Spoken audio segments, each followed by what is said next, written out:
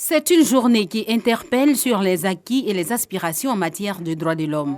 C'est aussi une journée qui appelle les dirigeants africains à renouveler leur engagement à promouvoir et à protéger les droits de l'homme sur le continent.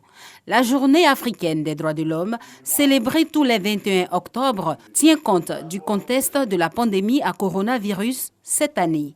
Malheureusement, vous constaterez avec moi que les armes continuent de crépiter sur le continent. Visiblement, il s'agit à travers cette célébration de faire taire les armes à feu en Afrique à l'horizon 2020, en prenant toutes les mesures en vue de minimiser l'impact de la Covid-19 sur les droits des populations.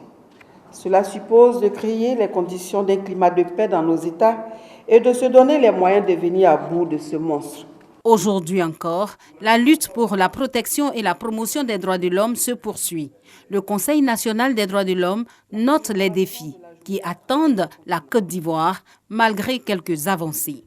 La Côte d'Ivoire a été réélue il y a quelques jours au Conseil des droits de l'homme pour le compte du groupe Afrique de l'Ouest pour un mandat de 3 ans.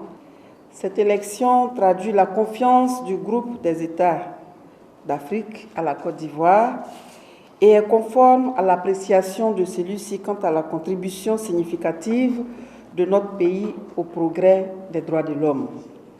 Toutefois, de nombreux défis demeurent, défis qu'il va falloir relever. Le ministère de l'Intégration africaine et des Ivoiriens de l'extérieur a parrainé la 31e célébration de la Journée africaine des droits de l'homme. La question des droits de l'homme, elle ne doit pas être simplement vue parce que les fondamentaux pour les droits de l'homme, c'est les questions sociales, les questions économiques, etc., les questions juridiques. Mais il y a aussi de nouvelles questions, par exemple la question biologique.